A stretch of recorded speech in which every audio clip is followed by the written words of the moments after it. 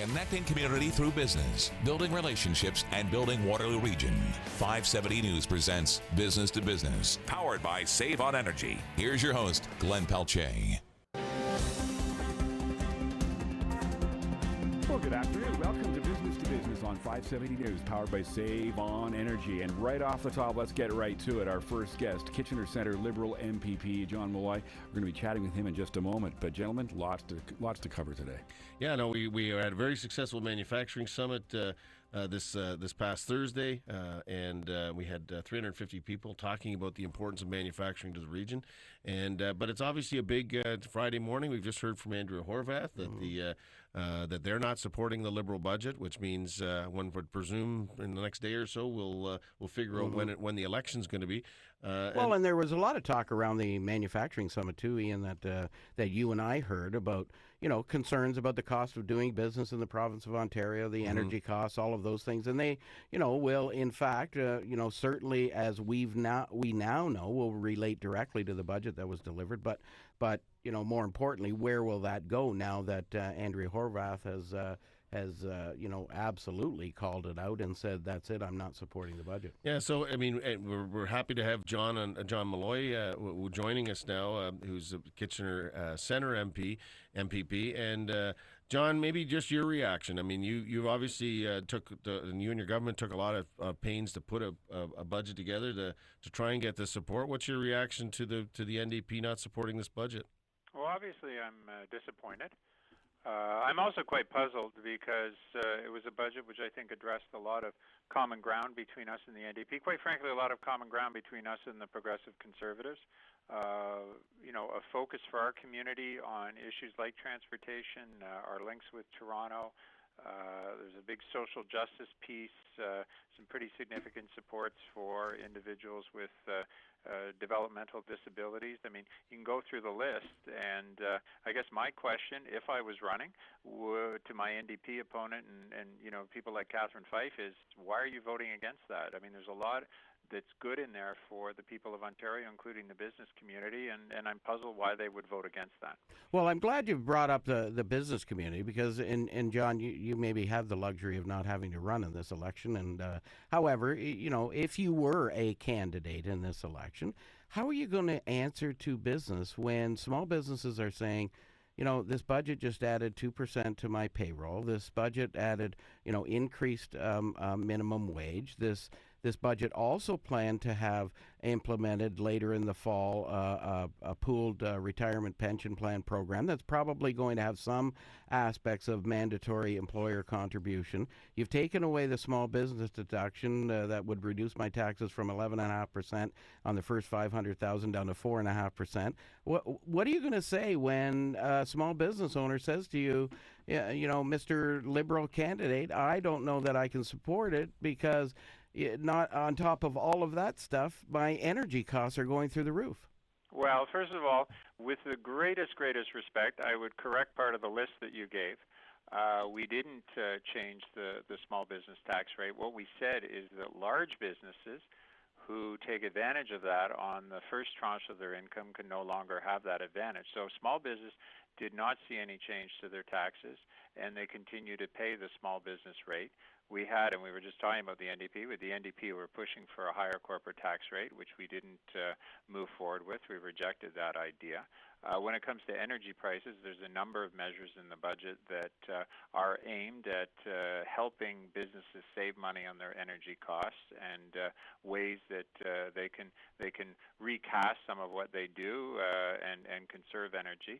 I would talk about some of the tax changes that we brought in the last few years, such as the HST, which was welcomed by a lot of small businesses that I spoke with, particularly those with a bit of a manufacturing bent. In terms of the pension issue, we have a huge problem, which is shared by the business community, and that is we're going to have literally millions of people in this province who are going to retire in the near future and obviously over the longer term as well, who are not going to be able to make ends meet.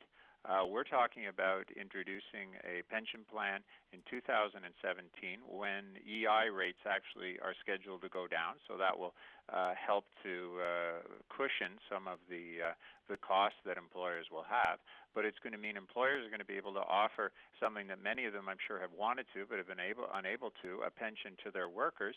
And as that pension starts to flow over the coming years, economists, people like David Dodge, former governor of the Bank of Canada, have said it's going to have a very positive impact on the economy as dollars are flowing into retirees who are strapped. I mean, those dollars flow right into the community as people live their lives. We're in conversation now with Kitchener Centre Liberal MPP John Malloy. All three parties being represented this afternoon. Up next, Michael Harris, Kitchener-Conestoga Tory MPP, and after that, we'll chat with Catherine Fife, Kitchener-Waterloo NDP MPP. Ian.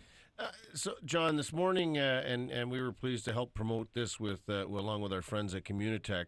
You had a post-budget breakfast, and we've done a lot of those with you, certainly during the time I've been at the chamber. What was the reaction from the audience? I unfortunately wasn't able to get there. We had another event this morning, but what was the sense of the crowd? Like, what were the types, and maybe more specifically, what were the types of questions you did get asked? Well, I think people were pleased with the budget. There were a number of people there from some of the, if you want to call people who are interested in, if you call it social justice, what have you. I mean, we had Linda Kenny there from Kids Ability that will experience some more dollars going into the good work they do.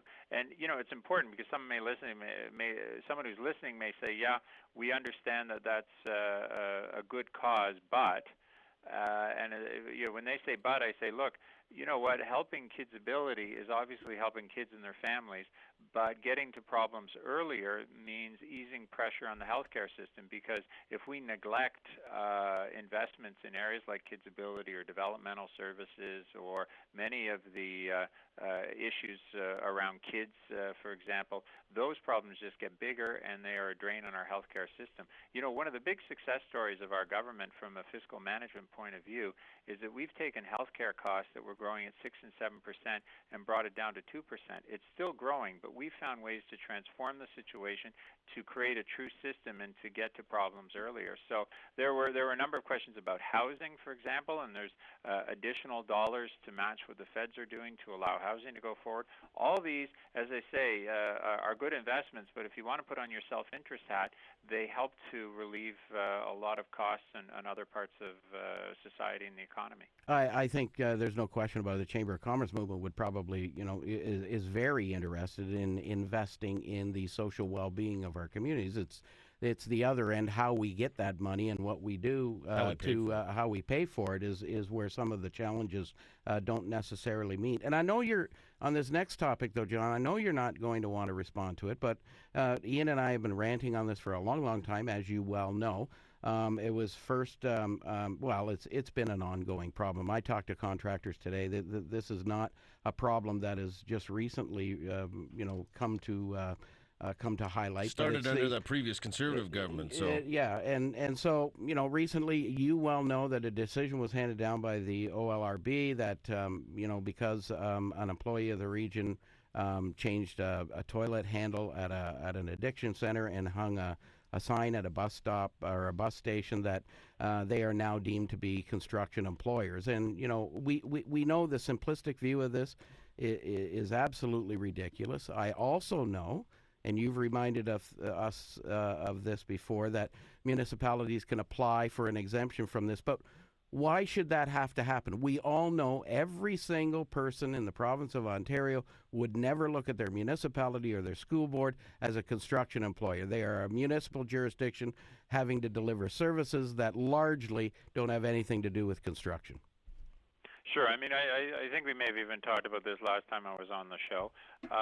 There is a provision that allows municipalities to apply for an exemption, and I'm pleased that Ian threw in the interest of being nonpartisan. It was in fact Mike Harris who brought in that, and it's Mike Harris's rules.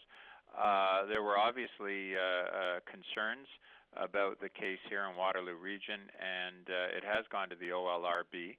And what I said at the time and continue to say is let's allow the OLRB to finish their work, and then we can have a chance to assess it from the government's point of view and see how it worked. The problem that I have, and I know people listening, it always sounds like a politician, but you have to realize I'm a member of the cabinet, I'm an MPP.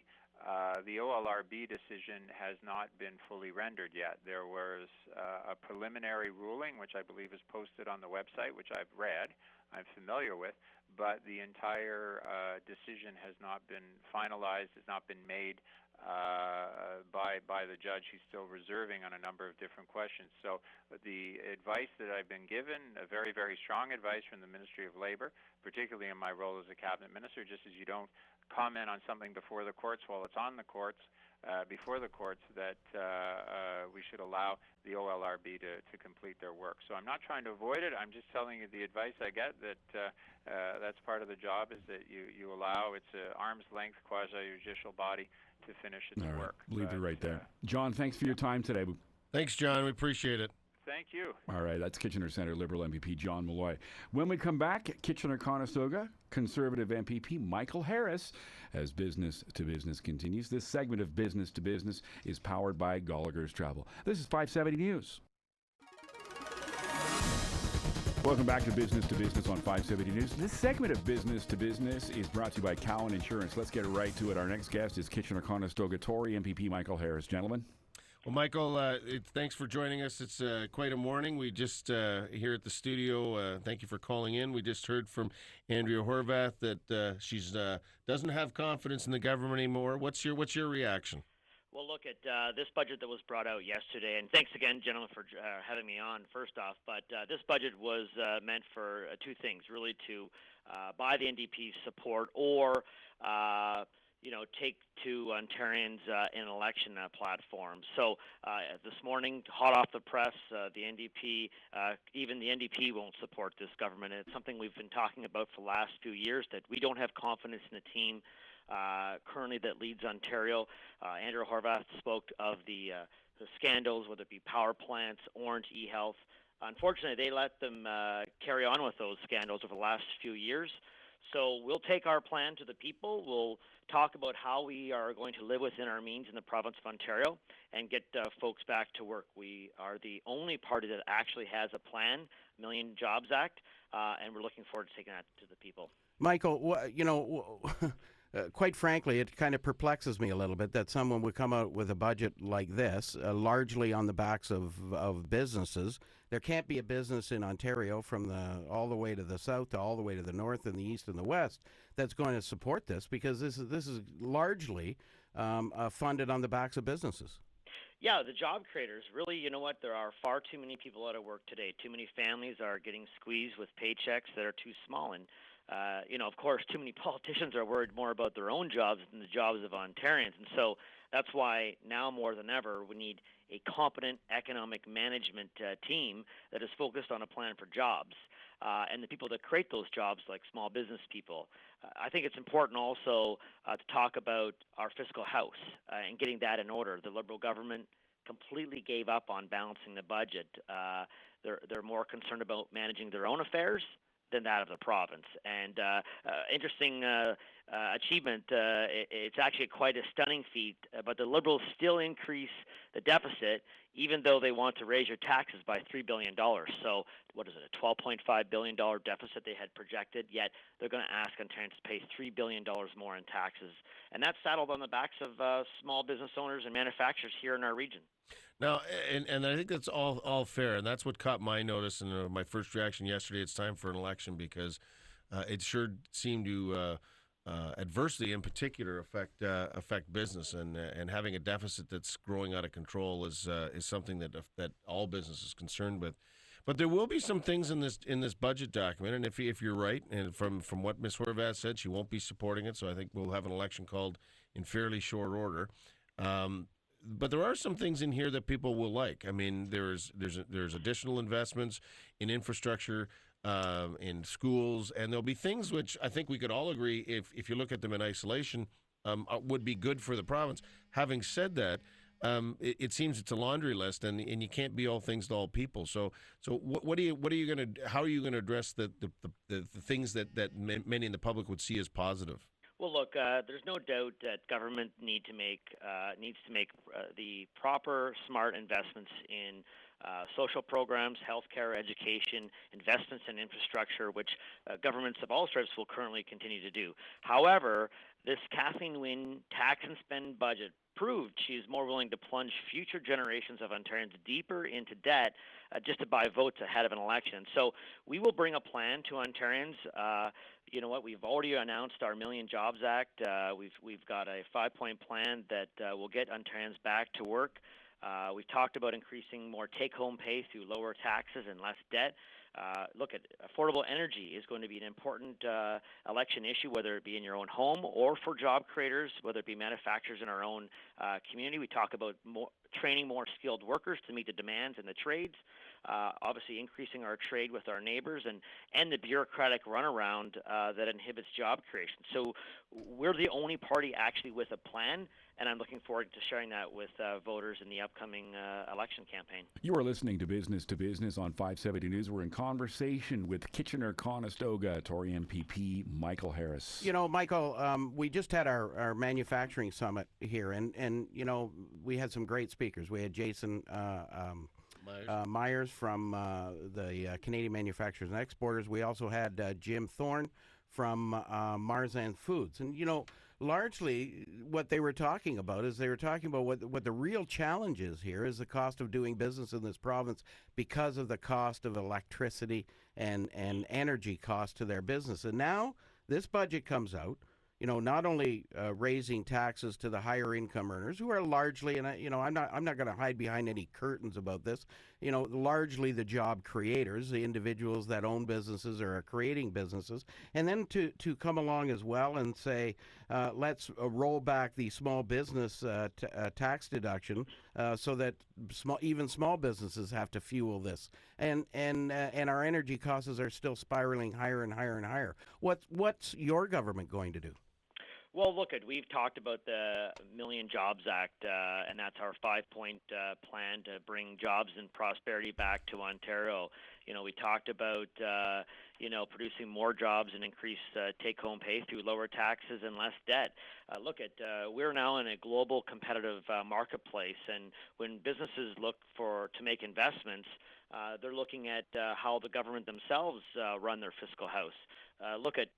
This government was planning to increase the deficit to $12.5 billion while at the same time increasing taxes by $3 billion. So, as I've mentioned, we spend $10 billion to service our debt. That's interest payments. Look at what that money could do to support our infrastructure, our social programs.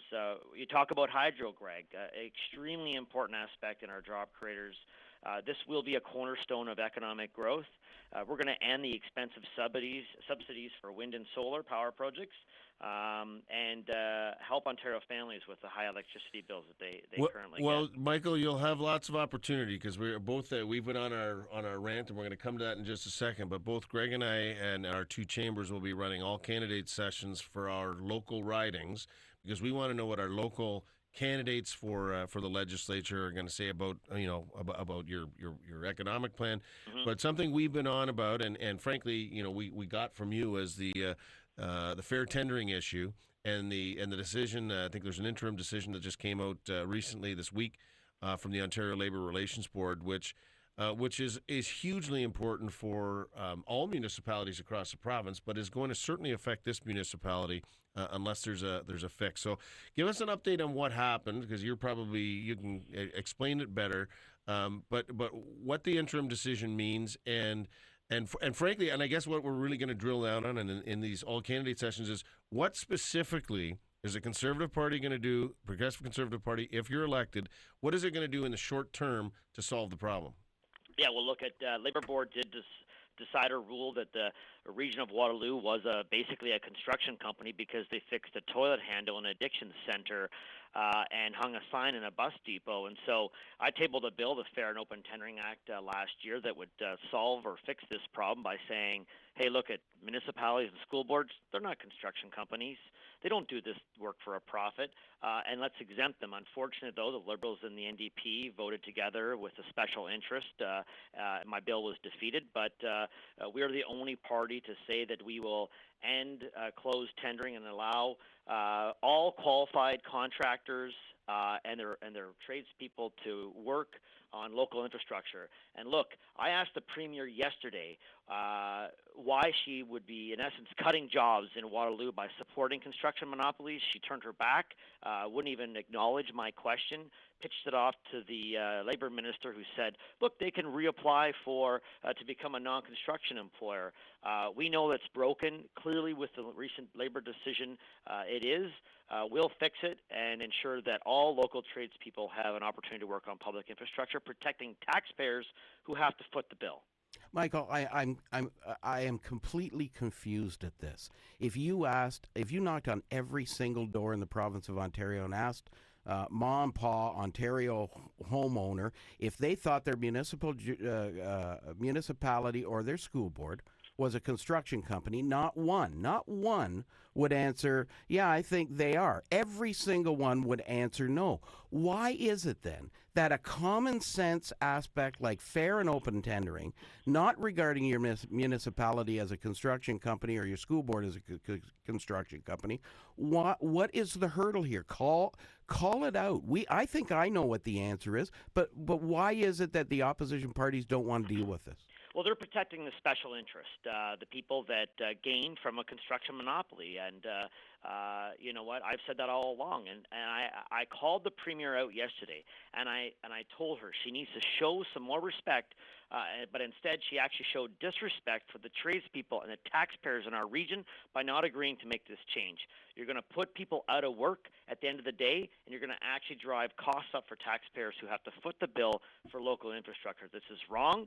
This is unjust. It's unfair, and we have to get it fixed. And the only party, and our leader Tim Hudak has said that this will be a part of our election platform, and we will fix this to ensure fairness for everyone. Well, Michael, you're going to have lots of time to expand on that, because in each one of our candidate sessions, I can tell you, so we're not 60 minutes. We're not trying to confuse anyone. The first, second, and third questions that every candidate's going to get asked is on this very subject, because until this is solved, we are going to talk about it. Guys, I can't thank you enough for championing this issue as well, because at the end of the day, it's about fairness, and this is not fair.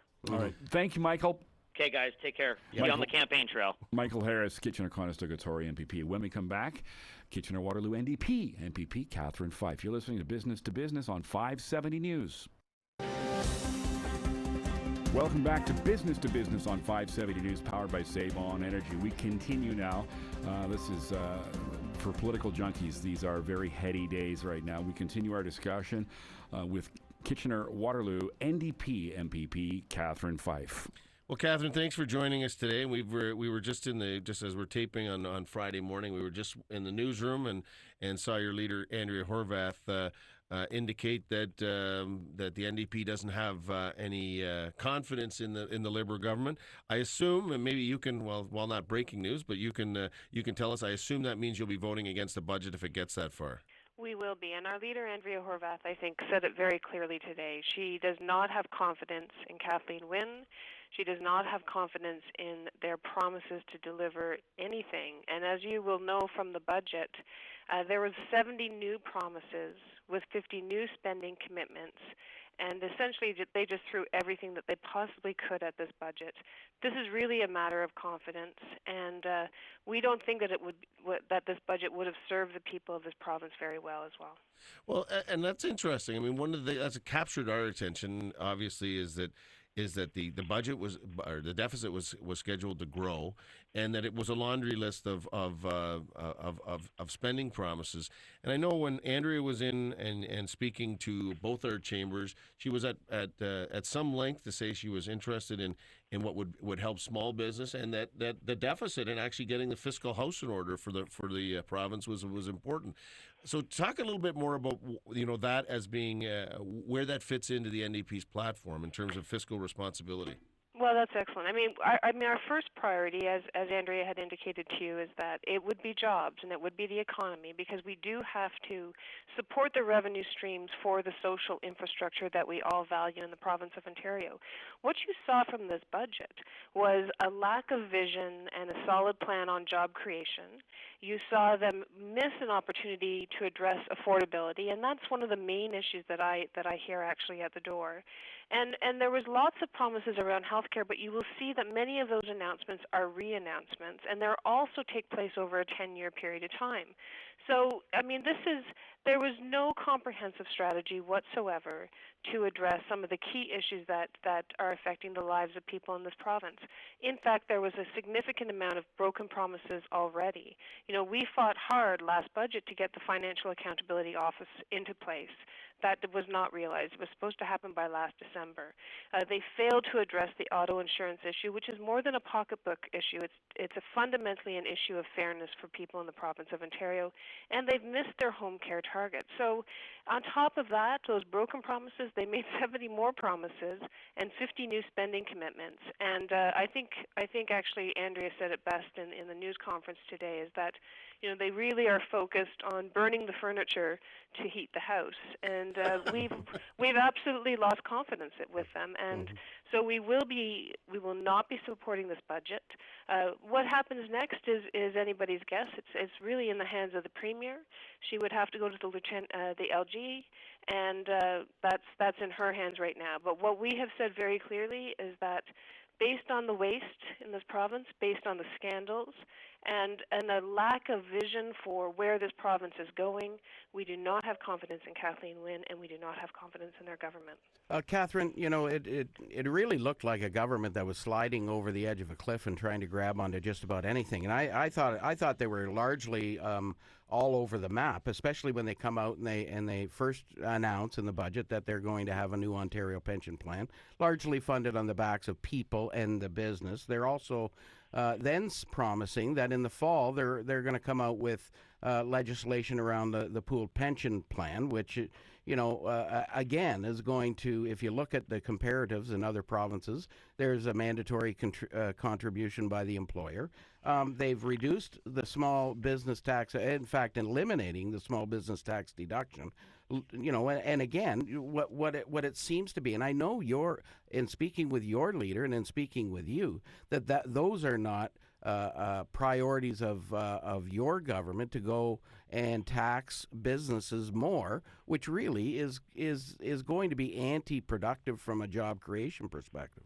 Well, absolutely, and we've been very clear about our strategy. We very much favor the targeted tax credits because it's more accountable, and we believe in the small SMEs to generate the economy. And they've come back to us with some very good feedback. I mean, we have been pushing the Job Creator Tax Credit, which rewards job creators in the province of Ontario, for 2.5 years, and the Liberal government just will not listen.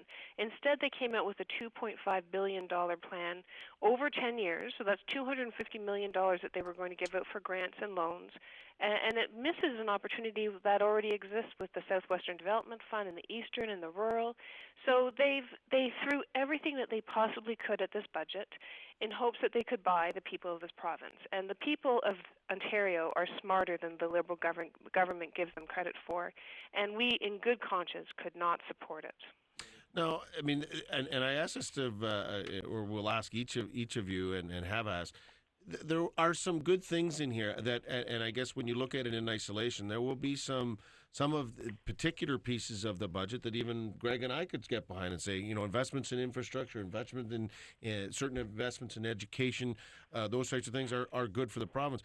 But you know, when you put, as you say, 70 promises together, it's hard to separate the wheat from the chaff and say what is the strategic investments that you want to make. So as opposed to maybe talking about what it will effectively be the Liberal campaign brochure, why don't you talk about what are the strategic initiative or investments that an NDP government under Andrea Horwath would be making in your first budget? What would your first budget look like? Well, I mean, we are going to stay focused on the economy, but we are going to connect all of the pieces like infrastructure and transit and resource extraction, for instance. It's going to be an integrated economic plan. And what you've seen, I mean, a perfect example on infrastructure is that the people of this province recognize that the Liberals can move gas plants around like chess pieces. They've, the Herb Gray Parkway has dominated this legislature because of a lack of quality and safety oversight. So they can announce all the infrastructure, including Mr. Murray's bullet train, the 320 kilometer train, appeared out of nowhere for $500 million. I mean, it was. I got to ask the Premier this question yesterday in the House, and I said, yes. She said, it's a good plan. I said, it's the best plan in the galaxy because it's completely out of touch with reality. Yeah, well, we can't build an 18-kilometer LRT for $500 million. No, and how many times have they announced Highway 7 as well? Exactly. So there's the confidence piece is there. You're going to see a platform that comes out from our caucus and from our leader Andrea Horwath, which is pragmatic, but which is in touch with the reality of that people are experiencing in the province. Even in this budget, I mean, the number one issue that I hear at the door is the increase in hydro costs. Nothing in this piece of legislation would address the increasing cost of hydro. They've failed to align some of the powers. They failed to address some of the compensation for public sector CEOs. They just missed. They clearly were not listening when they threw everything that they could in this. And You're listening. We're going to go to the people, and we trust the people of this province to recognize that we worked very hard through 2 budget processes to bring their priorities to Queen's Park. Andrea is shifting the culture of Queen's Park, and we're prepared to go to the people and ask for a mandate.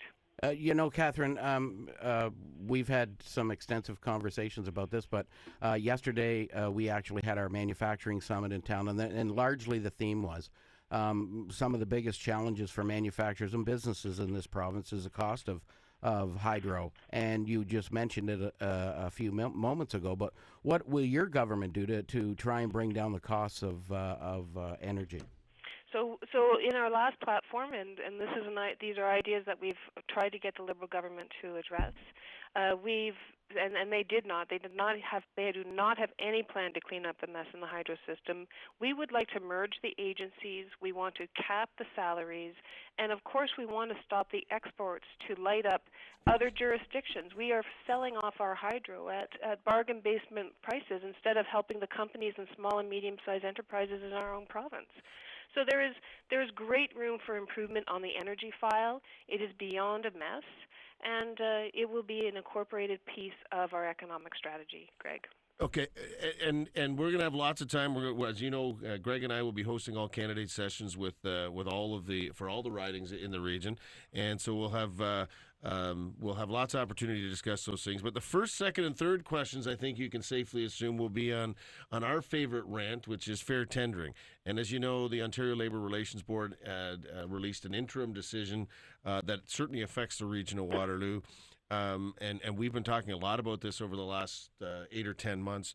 What's your reaction to the OLRB decision that says that you're fixing a toilet handle and at a clinic and a sign at a bus stop means that the region of Waterloo is considered to be a construction employer with all that entails? I mean, which is the height of ridiculously in the province of Ontario. Well, I think it's important to note that if a municipality is unsatisfied with the ruling of the OLRB with regards to the board's decision, they are able to reapply for classification as a non-construction employer at any time. And this did come up in the House yesterday. I'm glad that it's been raised. It's before the ministry for discussion and I think for consideration.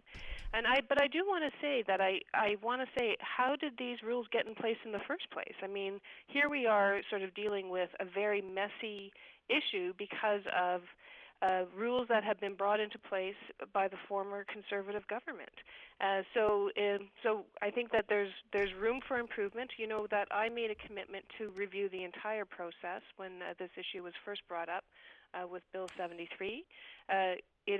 I think that it will be an election issue, and I look forward to the debate on the issue at the time. Well, the good news is the Chambers of Commerce, we're nonpartisan, so we're going to beat up on everyone until someone fixes the problem. So we'll look forward to that. And I think the point is, and I understand that municipalities can apply, but the reality of it is, Catherine, then why would they be granted an exemption when the OLRB has already already come down. Like, it's just ridiculous. Like, why would you do that and have an option in there where they could apply for exemption?